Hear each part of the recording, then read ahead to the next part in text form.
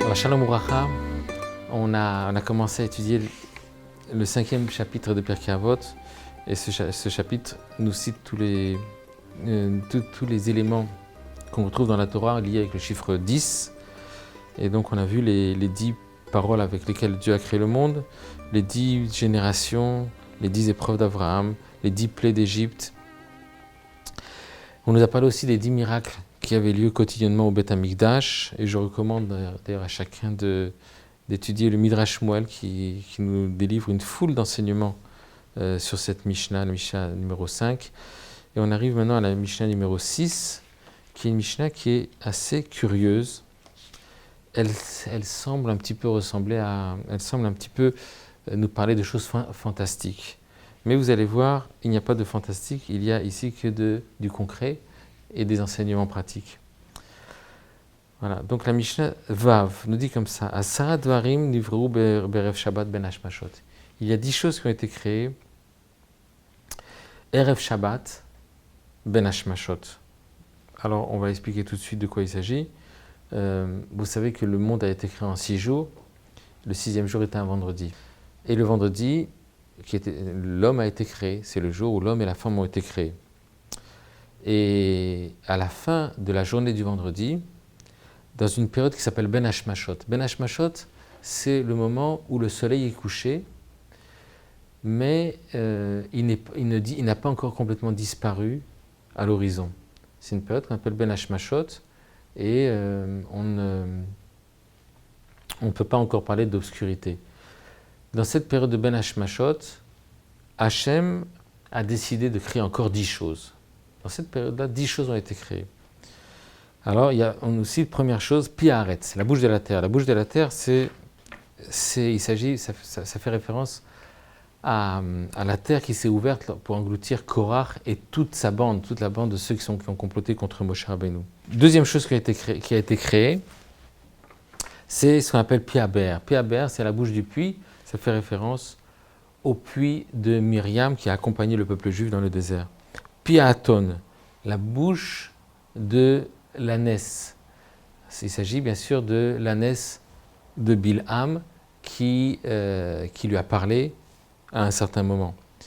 Il y a la manne. La manne, c'est la nourriture que les Juifs ont reçue du ciel lorsqu'ils étaient dans le désert. Maté, il s'agit du bâton de Moshe avec lequel, comme on le sait, il a accompli un certain nombre de miracles.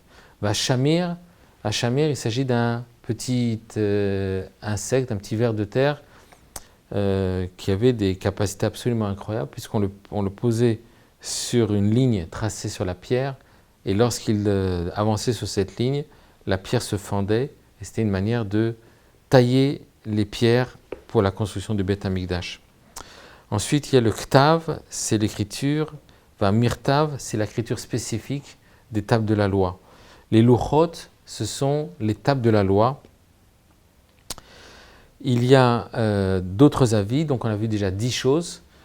Il y a d'autres avis. Il y a un autre avis qui considère qu'il y a aussi le Kivro Shel Moshe. Le tombeau de Moshe a été créé aussi à ce moment-là. Et aussi Elo Shel Avraham, c'est-à-dire le Haïl, le bélier que Abraham a sacrifié à la place de son fils lors de l'épreuve de la Hakeda. Il y a encore un autre avis qui dit que les mazikim, c'est-à-dire ces créatures qui sont nuisibles, ont été créées aussi Ben Hashmashot à ce moment-là. Et il y a aussi Va'av Tzvat Bitzvat Asuya, il s'agit de la tenaille, la première tenaille qui a servi à créer les autres tenailles. Alors juste pour expliquer cette dernière chose, vous savez que pour travailler le bois, il faut le faire fondre. Pour travailler le métal, il faut le faire fondre. Et ensuite, on tient le métal fondu avec une pince et avec ensuite un marteau. Et sur l'enclume, on travaille le métal fondu pour fabriquer un objet, l'objet qu'on souhaite créer ou constituer. Mais pour ça, il faut une tenaille. Et donc, comment est-ce que la première tenaille a été créée? Puisqu'il n'y avait pas de tenaille pour tenir le métal fondu pour créer la tenaille. Donc, il a fallu qu'une toute première tenaille ait été créée par Hachem lui-même. Donc, lors de cette période, dans cette période-là, c'est-à-dire Erev Shabbat, la veille du Shabbat, Ben Hashmashot, juste avant l'entrée du Shabbat, Hachem a créé 10 choses, plus, nous dit cet avis, aussi la tenaille, la toute première tenaille qui a servi à créer les autres tenailles. Bien. Donc ça, c'est le sens de cette Mishnah. Vous voyez, elle semble un petit peu fantastique, mais il y a des enseignements intéressants, comme on va le voir tout de suite. On a sur cette Mishnah des questions. Première question, c'est une question classique, celle qu'on a l'habitude, que le rabbi a l'habitude de poser en général sur les Mishnah de Pirkei Avot. Quel est l'enseignement? Le Pirkei Avot est censé nous donner des enseignements dans ce qu'on appelle Milé de Chassiduta, c'est-à-dire pour devenir un très bon juif. Un juif qui est bon juif et qui veut devenir un très bon juif, alors le Pirkei Avot va lui donner des enseignements adéquats. Et ici, on nous apprend une Mishnah qui, a priori, ne nous donne aucun enseignement. C'est juste un catalogue d'objets qui ont été créés à tel ou tel moment et en quoi ça peut nous donner à nous améliorer. Ça, c'est la première question. Deuxième question, si Hachem a décidé de créer ces choses-là, pourquoi est-ce qu'il a choisi un moment particulier? Pourquoi pas comme le reste des choses créées? Il les a créées spécialement Erev Shabbat, et pas seulement Erev Shabbat, mais après l'œuvre de la création, après que l'ensemble de la création a été achevé, et pas seulement ça, mais aussi Erev Shabbat Ben Hashmashot. Ben Hashmashot, c'est dans cette période qui est déjà plus ou moins Shabbat, mais pas à 100%. Et voilà, donc voilà, ce sont les deux questions qu'on a, mais on peut encore approfondir cette question. Vous savez que l'être humain a été la dernière chose créée. Et Chachamim, la Gemara, pose une question. Elle demande pourquoi est-ce que l'homme a été créé Achor le Maaseh Bereshit. Pourquoi est-ce que l'homme a été créé en dernier? Pourquoi est-ce que spécialement Hachem a voulu que l'homme ait été créé complètement à la fin, une fois que tout existait déjà? Et la Gemara nous donne une réponse très simple. Elle nous dit afin que tout soit prêt, qu'il trouve tout prêt et qu'il puisse tout de suite se mettre à table, si on peut dire, puisse tout de suite consommer le repas. Qu'est-ce que ça signifie? Ça signifie qu'il fallait que tout existe avant que Adam Arishon, avant que le premier homme soit créé, de façon à ce qu'il trouve tout pour pouvoir consommer. Alors, pourquoi ces 10 choses, pourquoi les 10 choses qu'on a citées tout à l'heure ont été créées après Adam Arishon? Puisque la logique a priori de la Gemara, c'est que tout soit créé avant l'homme, pourquoi est-ce qu'il y a 10 choses qui ont été créées après l'homme? Pour répondre à toutes ces questions, il va falloir un petit peu revenir sur ces paroles des Chachamim qui nous disent que l'homme a été créé à Chor le Maaseh Bereshit, en dernière position, afin que tout soit prêt pour le repas. De quoi il s'agit? Il s'agit ici juste d'une consommation. Il fallait que tous les fruits de la terre existent déjà, et tous les animaux de la mer ou ou de la terre existent déjà pour qu'ils puissent consommer. De quoi il s'agit ici? Eh bien, la Chassidut nous explique quelque chose qui est affirmé dans les textes, et Rashi aussi rapporté en Rashi. Vous savez que les derniers mots de l'œuvre de la création sont Asher bara Elokim la'asot. Asher bara Elokim la'asot. Qu'Hachem a créé pour faire. Pour faire, ça veut dire quoi pour faire? Les taken. C'est-à-dire pour arranger. C'est-à-dire que Hachem a créé un monde parfait, soit, mais il y a quelque chose à apporter à ce monde-là. De quoi il s'agit? Il s'agit de sanctifier le monde, d'apporter une sanctification à ce monde. Et ça, c'est le rôle de l'homme. C'est-à-dire que tout ce qui a été créé, tout ce qui a été créé uniquement pour que l'homme l'élève dans son degré de Gdusha, de sainteté. Et donc il était bien nécessaire que tout existe avant qu'il arrive. Puisque l'homme doit arriver et sanctifier les choses, il faut bien que les choses existent avant que l'homme arrive pour qu'il puisse ensuite les sanctifier. Donc c'est comme ça qu'on comprendre d'une manière un peu plus approfondie le sens des mots des Chachamim, qui nous disent que l'homme a été créé à Chor le Maaseh Bereshit, il a été créé en dernière position, dernière étape de la création. Pourquoi ? Afin qu'il trouve tout prêt et qu'il puisse rentrer tout de suite dans la consommation. La consommation, c'est-à-dire ça veut dire bien sûr dans la mission qui lui a été confiée. La mission qui lui a été confiée, c'est d'arranger le monde, de l'élever, de le sanctifier. Eh bien, il a été créé après que le monde ait été créé, justement pour que tout soit là au moment où il doit accomplir sa mission. Et donc maintenant, on va beaucoup mieux comprendre cette Mishnah qui nous dit qu'il y a 10 choses qui ont été créées, Erev Shabbat ben Hashmashot. Il y a 10 choses qui ont été créées, et ces 10 choses, quand on les observe, on s'aperçoit que ce sont des choses sur lesquelles l'homme n'a pas à intervenir. Pourquoi ? Parce que ce sont des choses qui ont déjà un degré de sainteté parfaitement suffisante. Lorsqu'on parle, par exemple, de la manne, je prends l'exemple de la manne parce que ça va être très pratique. Qu'est-ce que c'est que la manne ? On savait que c'était un pain qui venait du ciel. C'est un pain miraculeux et c'était un pain qui apportait tous les besoins de l'homme.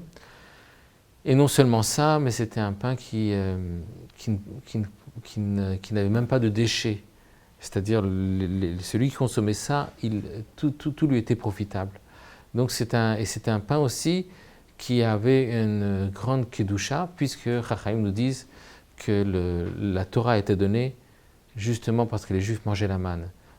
L'onitan Torah alors la manne, c'est-à-dire qu'elle a permis aussi aux Juifs de s'élever spirituellement, de se hisser au niveau de pouvoir recevoir la Torah. Donc on parle ici vraiment d'un aliment qui a une grande kedusha.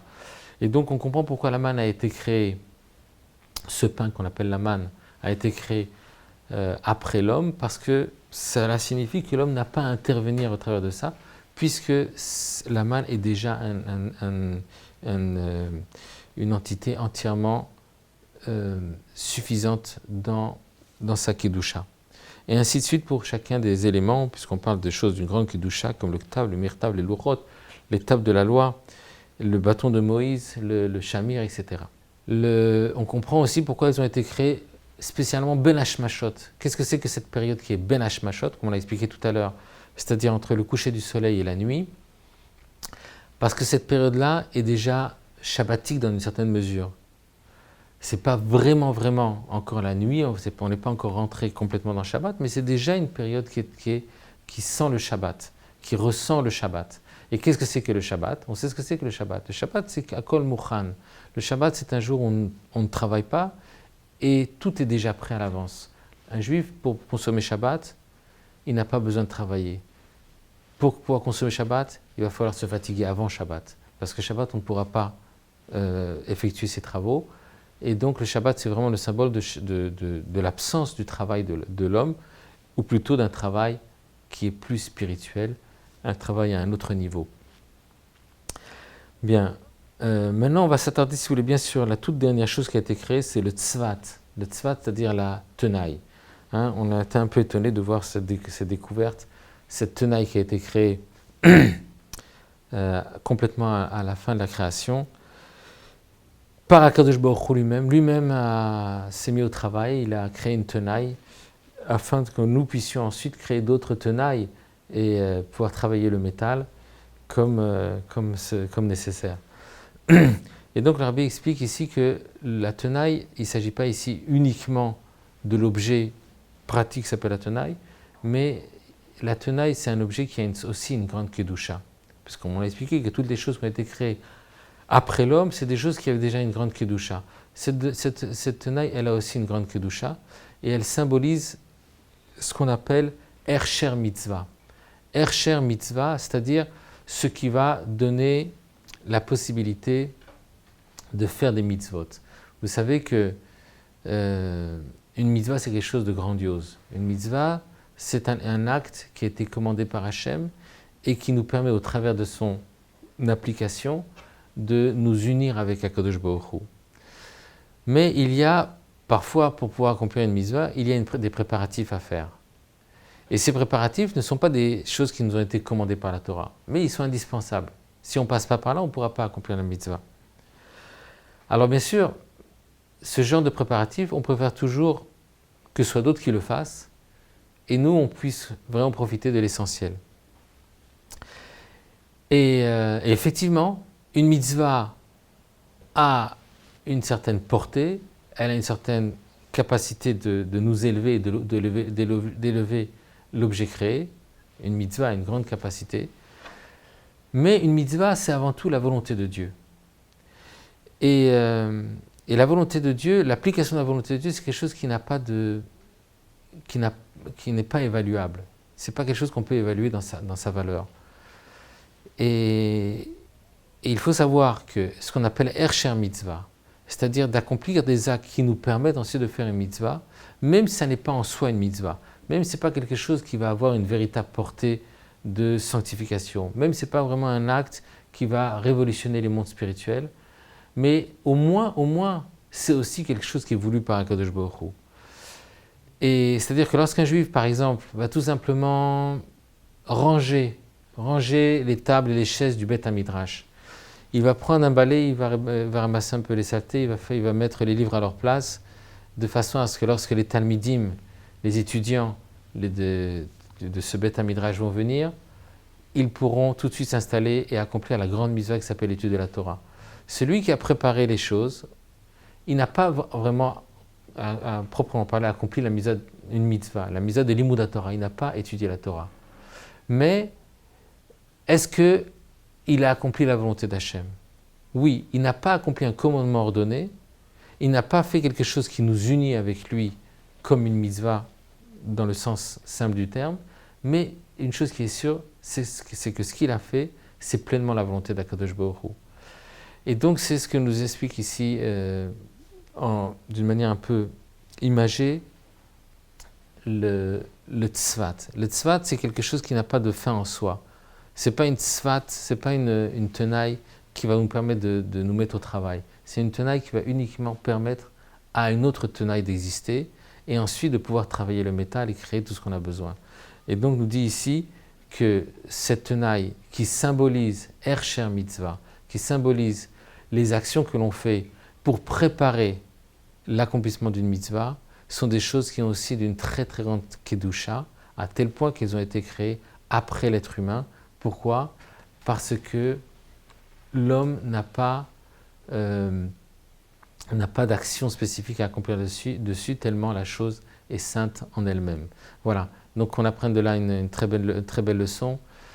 C'est que pour être un bon juif, il ne suffit pas uniquement d'accomplir exactement ce qui a été ordonné dans le Shulchan Aruch, mais il y a aussi le fait d'être toujours aux aguets et de chercher qu'est-ce que je pourrais faire pour que la volonté d'Hachem se réalise. Pas pour que je réalise la volonté d'Hachem, pas pour que j'ai le mérite de pouvoir m'élever ou me sanctifier en accomplissant la volonté d'Hachem.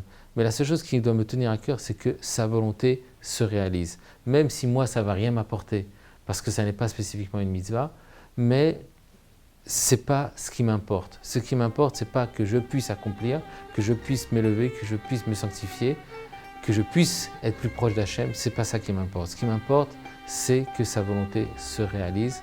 Et donc ça, c'est l'enseignement de cette Mishnah. À bientôt.